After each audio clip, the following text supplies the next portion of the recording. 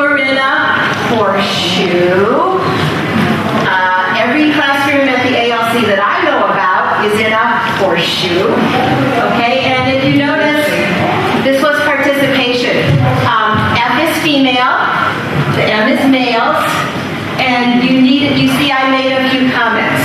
There's obviously one kid over here, male, that I said needs control, because he was doing this. Teacher, oh, teacher, teacher, teacher, okay? And there was a very shy female who lived in fear that the teacher would ask her to answer a question. She barely talked. And then there were some other students who just tuned out. As soon as the teacher was not focused on them, they tuned out. So, how do we get these students all to have more participation time, more equal participation time? Not with a horseshoe classroom. Okay? The answer is pair and group work. Okay? Pair and group work. So, keep in mind, all students are not equal, as our presenter this morning said. And horseshoe classrooms sort of imply that the students are equal and can participate equally. And so, here's some advice. You are going to, my suggestion, start to use your classrooms in pairs and groups. And by groups, I mean probably not bigger than 3 students together. That's the maximum size of the group, okay? So here's some advice in thinking about doing this. You have to decide on the makeup of the group. It's good. Excuse me, for the shy people, start with friends and neighbors first. It's good for the overachievers to be together for a while first. They can overachieve together. That's fine, okay? But you might want to think about changing it up later when your classrooms are more used to working together with each other. Think about the length of the group. So I'm suggesting that when you create groups or pairs, that over a period of several days or several weeks, you keep these groups together so they learn how to work with each other. That takes time. So don't necessarily be changing them up every class period. Okay? I'm suggesting that you need to practice with your students to form groups, to create groups, to know how to work efficiently in groups. Students don't do this automatically. They don't know automatically what they need to do. Okay? So practice. It's going to be messy at first, I promise you.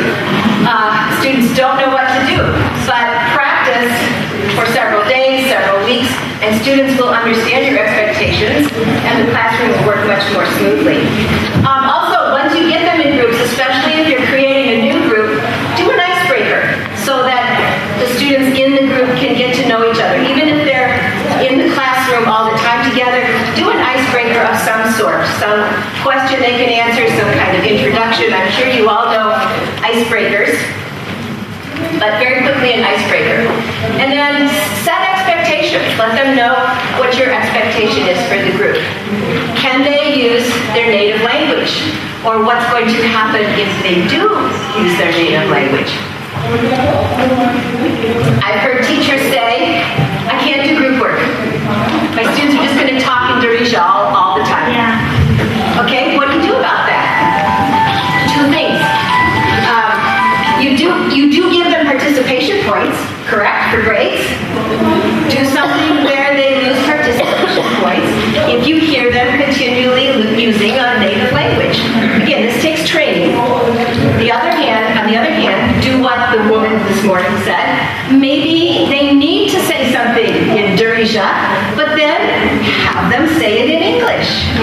So use the native language to find out what they don't understand and tell them how to say that in English.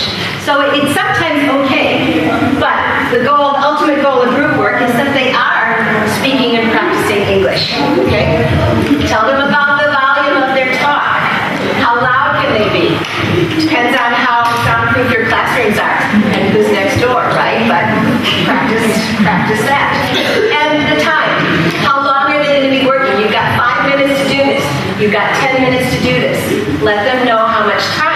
going to be working in this group. But time can also be you deciding that this group is going to stay together for 2 weeks or 3 weeks or whatever you decide. And then you need to require some visible product of their work. You need to see that they're on task. And the visible product could be everybody in the group contributing, everybody writing, everybody showing you something, everybody doing some work on a worksheet, some visible product so that you know they're on task, okay? And then practice, practice, practice, okay? It's not going to work smoothly the first time you do it or the second. So my goal was to try this, okay? I'm not sure how we're going to quite do this with this many people, but let's, there's a table back there. Are there 2 tables? Sorry. I need this. Okay. Thank you. Get this water. Is there another? There was another table. There is one. I need it. Oops, I need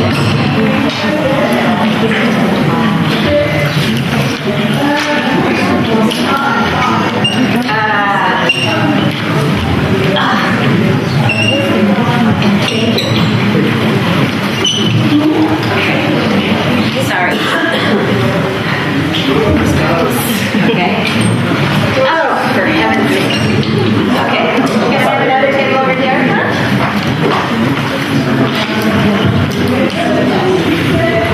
Thank you. Let's just get rid of this. It's just lovely, but it's in the way. Okay. So this is your classroom. And you have maybe 15, 20 students, okay? And you want to get them into, let's say, a group of 15 minutes. There is no way. I started late. Okay, we'll try to get through this really quickly. You need to get the students into groups of 3. How can you do that? Well, count 1 to 3. You can say, work with your neighbor, work with your 3 neighbors. Talk about birthdays. Everybody that was born in January, come over here or whatever. Again, you can decide, do you want friends together? Do you want mixed ability groups? Do you want same ability groups? You can pass out place cards, right? All the 3s come over here, all the 4s come over here, all the queens come over here. There's lots of ways to do it.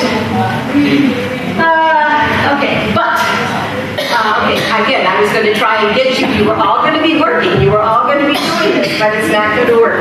So we're not going to try very well, I don't think. But here's an example. If you've got a group of 3 students here, I've got some high-tech manipulatives. These are vocabulary words. What's this? A cereal box. Okay, I cut squares. Does everybody have cereal boxes at home or any kind of boxes? So all I did was take vocabulary words from the chapter, and there's 2 different words here, okay? And the first letter of the word is underlined in brown here. It's just underlined to help the students know. But I would say, go, figure out what vocabulary word this is. And I have I spent a long time doing these, so you could do this. Okay, I have lots of them. So I would give this group an envelope, I would give this group an envelope, I would give this group an envelope, and I would say, go, arrange the words. What vocabulary words do you have there? In this case, there are 2. There could be more. They're different colors, so the students can figure out, and hopefully they would be working together to try and figure out what vocabulary word they have. When they're done, put the words back in the envelope, give those words to another team. Rotate. Rotate. On the other hand, could you also at home just cut a bunch of squares out of cereal boxes and say to the students, hey, create some vocabulary words, okay? You're going to write the words on the letters on these squares, and you're going to give them to another team to try and figure out. So the students can do the work too. All you have to do is cut little squares out of vocabulary. So there's one way to practice vocabulary. And the reason I'm talking about this is because research says students need at least 20 exposures to vocabulary words for them to start to sink in. So the more you play with words, the better it is for the students. Okay? Here's another one. Let's see. That I wanted you to do this. I created these. And here's my other brilliant, to me, a brilliant teaching. Does anybody use sheet protectors as whiteboards? If you don't, do, okay? Perfect. So number one, it's in the sleeve, okay? So students don't write on the paper, they write on the sleeve, okay? And what I've got here is these vocabulary words. I did fill in a few letters, but again, I would say to a group, what vocabulary word is this? Okay? And they just write, they work together. I would give one to this group. I would give one to this group. They've all got markers, and they work on vocabulary words. Now, this one's pretty hard to do without letters, so I would fill in a few letters to help them sort of get what the word is. And depending on the proficiency level, you could change. You could give them more or fewer. But, for example, you might buy a book or something to read here. Do you know what this is? No! Could be. It's a newsstand. Okay. Doesn't matter. You couldn't know. But if I give you a few letters, you've got a better chance. So this is what the students do. They just fill in with a board, a whiteboard marker on this, and you can watch them all working. Okay. You see, they're working. Okay. Let's keep going. What's next? Okay, here's another one. Let me get a couple guinea pigs. Guess what? You guys get to be a group of students, okay? Oh, this guy, he's tuning out, okay? I have to give him some work to do. Can I give you a whiteboard marker? Okay. So here's another one. This is numbered heads together. This could be in pairs. It could be in triads. So I'm the teacher. We're practicing vocabulary. I'm going to give you a hint to a vocabulary word on your whiteboard with your partner. I want you to talk. What word do you think I'm telling you? And write it on the whiteboard. Okay. So, okay. This is something these are objects in the house. Okay, that's the topic. So this is in your bedroom, or it might be on your cell phone, and you use it to wake up. What is it? I did not ask you to talk. I asked these students to write on the whiteboard. Okay? What is it? Okay, 1, 2, 3. Are you ready? 1, 2, 3. Oh, this group needs a little bit longer. Okay. What is it? Would you write it on the whiteboard? So it's not talking, right? Because I don't want this student to say, alarm clock, alarm clock, alarm clock. No, right? I want the groups to work together. Okay, 1, 2, 3, would you show me? Alarm clock, alarm clock, alarm, yay! Okay, do they all participate? Yes. Do they talk? Exactly. One more. This is what you hold in your hand to change a TV program. This is what you hold in your hand to change a TV program. This is what you hold to. Do you agree? Is she right? Do you agree? Aha! 1, 2, 3. Would you show me remote control? Okay. But again, if you're doing this with your whole class, they're not talking, but they all should be participating. Okay. You should pass the board, right? So that everybody can participate. You don't want to do my next one?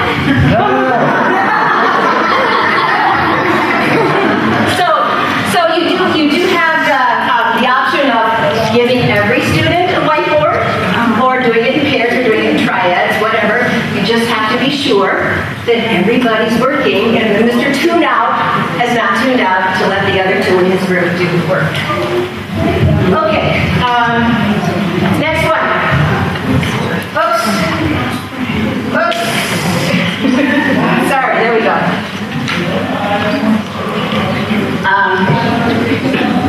Again, I won't have time to do this one, but this one's called One Stray. So let's assume I don't know where my papers went.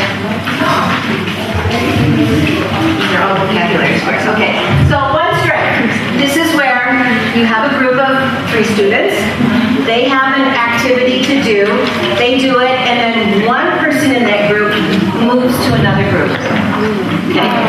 And my activity in this group, and this one was, oh, here we are. No, here we aren't. Sorry.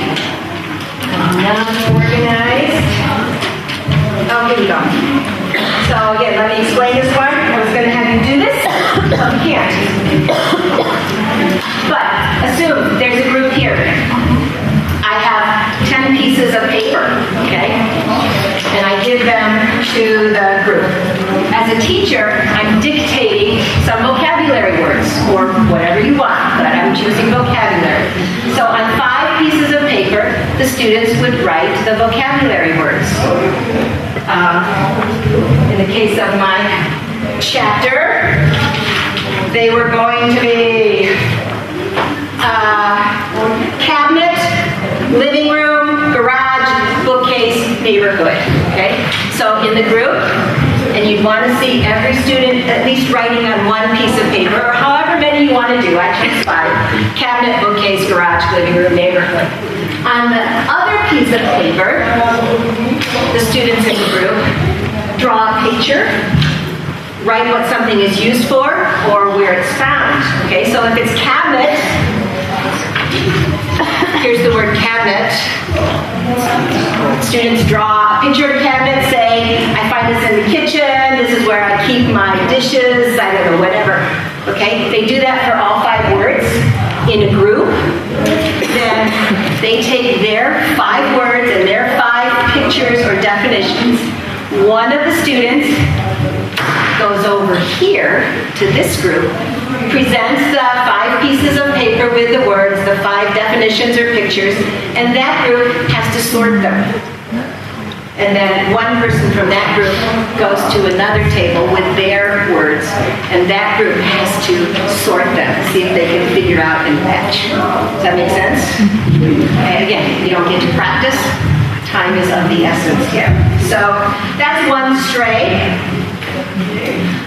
There are lots of ways that you could do this, but it's one group creating some materials and one person in that group taking those materials to another group and sharing. So they're sharing the activity. Okay, another one is showdown. And showdown. Oh, I need some new guinea pigs. Let's get the people in the back room. Can you be let's see. And you were, and the person who's on the cell phone, right? I have to get her back. She's tuned out, right? So I need to get her situated here. Okay, so in showdown, it's kind of like the vocabulary. And again, you can do it in pairs, you can do it singly. Who's got my other? You could do it in triads. Okay, so as a teacher, if I'm checking grammar maybe, I would say, are your friends at the mall? What's the answer? I don't want to hear it. Okay, with the 3 groups, so consult with your neighbor. What's the best answer? Are your friends at the mall? Yes, they are. Yes, he is. Or no, it isn't. Okay, what's the best answer? Write it down. Talk to your neighbor. Talk to your group. Just write the answer. Okay, ready? 1, 2, 3, showdown. Show me. Yeah, only I can't read it, so we're going to have to teach you to write bigger. Okay. Thank you. So again, the other thing you could do if you have a lot of these plastic sleeves is give one to each person in the group. Each student has to write the answer. And then you say 1, 2, 3, showdown. They have to show their answer to the table. And they check their answer. Okay, another possibility. Okay. Where's my timer? How many minutes do I have now? We have to keep going. Another showdown. We won't do 3 of them. Same idea. Students have to write the answer. Just practicing grammar. Okay? If you got a page in a textbook, this is the teacher teacher's manual, which has answers in it. But let's assume that this is the student textbook with no answers. So you could say to the students, turn to page whatever, 4, okay? And in your group, hands on your head, no writing, talk. What's the answer? What are the answers here? What would you write here? If you were going to write, what would you write? Okay? So first they're not writing. And again, the answers are good because this is the teacher's manual. But you don't want them writing, you just want them talking. Well, I think number 1 would be something, number 2, what do you think? So they talk to each other. Hands on head. Okay, no writing. Or the second part, how would you match these? They're just talking to each other. Okay? And then you could say, okay, after you've talked, now write the answers together. So that would be another possibility for teams consulting with each other. Another one, they could create a problem, locations. They pass the question to another group. Okay, so they create a question together, they pass the question to another group to do the answer. So they're practicing the vocabulary. And finally,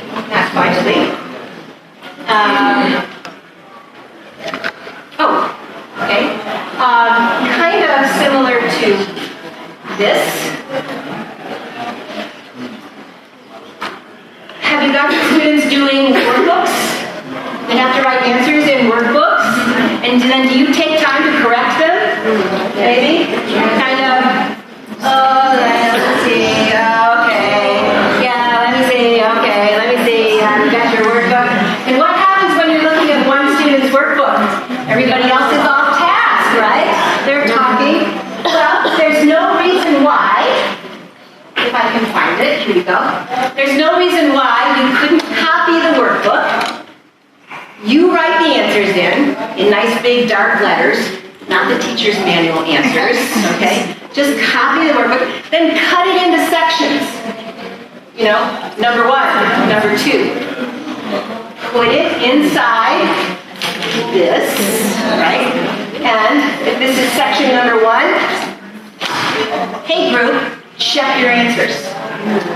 Okay? Who's doing the work? They are. Are they on task? Yes. Can you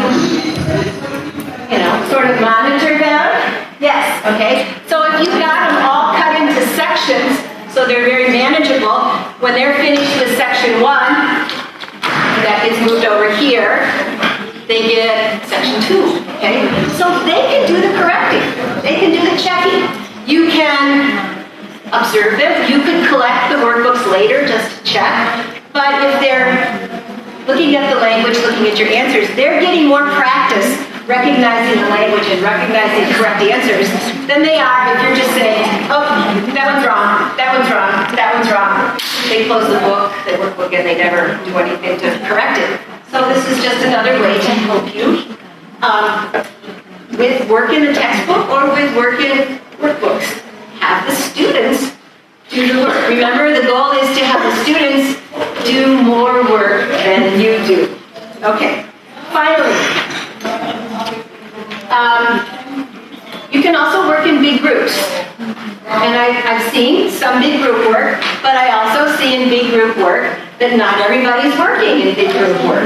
So how can we do that? Well, one thing, and again, because this classroom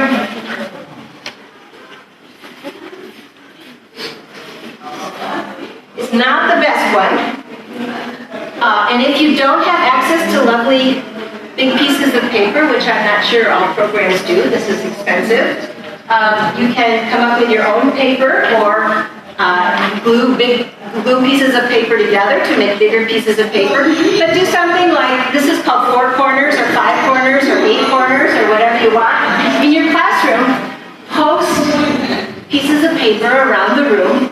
In this case, I would say these are locations in the city. So I've got garage, living room, auditorium. I could have different locations in the city. You would have students divide up. So if you've got 8 locations, however big your classroom is, count off by 8.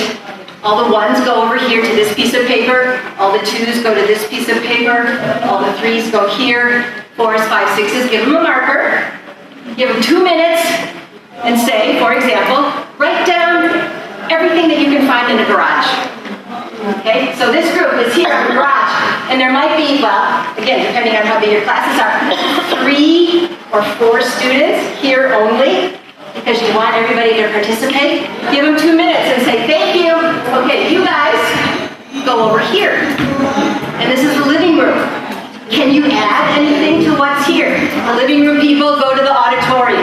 The auditorium go to the media center, whatever. So they move all around to all the stations, adding any extra vocabulary that they can think of. So all students see all the stations, but they're standing up, they're walking, they're seeing other people's ideas, they're seeing other vocabulary, but they're adding to it. And then you could say, okay, take this paper and now go sit down in your group and write me a story about where these things are in the garage. You know, next to, above, below, whatever you happen to be practicing. So they could do something with the vocabulary that they have been created on these 4 corners, these walk-arounds, or gallery walks. They have different names, okay? So there's one. The other one that I really like is inside-outside circle. Yes? Yes? This one's a mess to try and get students to understand it first, okay? But let's quickly do it. Here goes the table. 1. I need, let's just do 5 people. I need 10 people up here. Can I have 10 volunteers right here?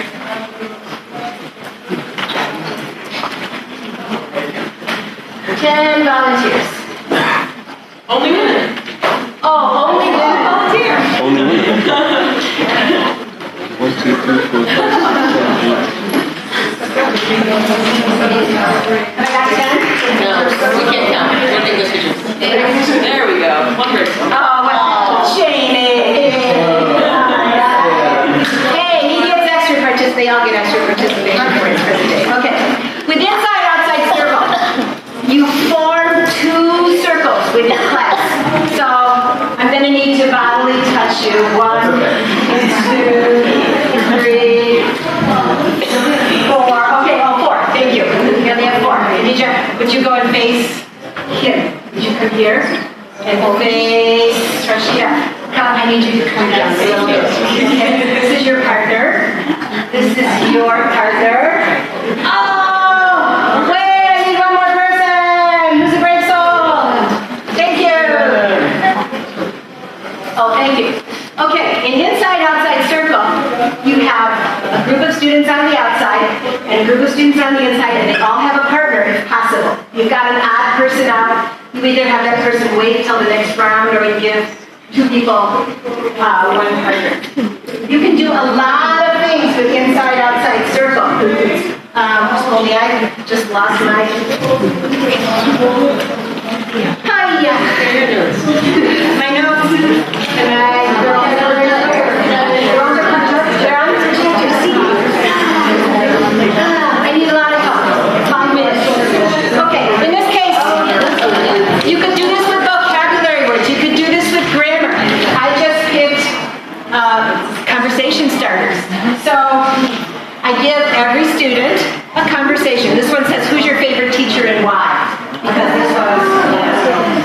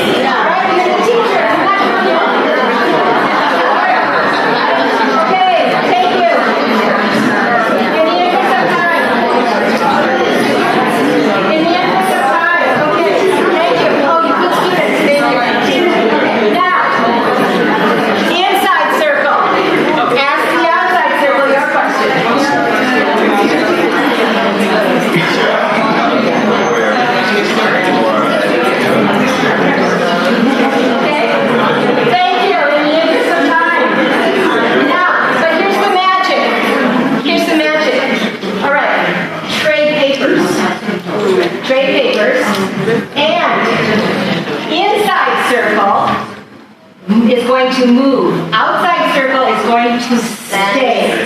Or it doesn't matter. Outside circle can move. Only one circle moves.